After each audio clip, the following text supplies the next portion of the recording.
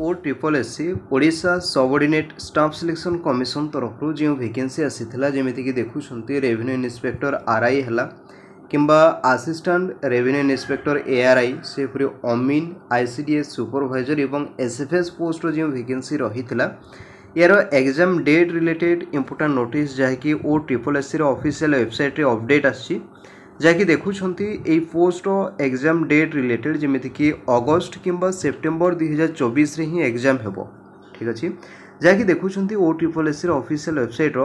Calendar section रे एठरे new update देइछि ओ ट्रिपल एससी तरफ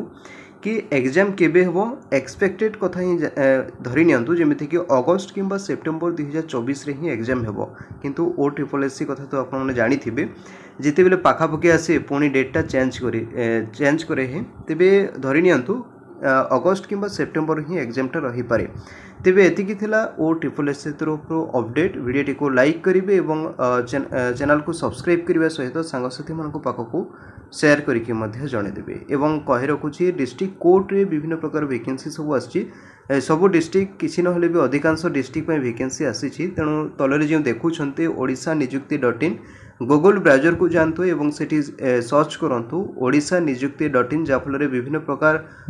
वैकेंसी जो आसी किंबा डिस्ट्रिक्ट लेवल वैकेंसी आसी अपडेट सब पाई परिबे तेबे आज ही विजिट करंतु ओडिशा निजुक्ति.in।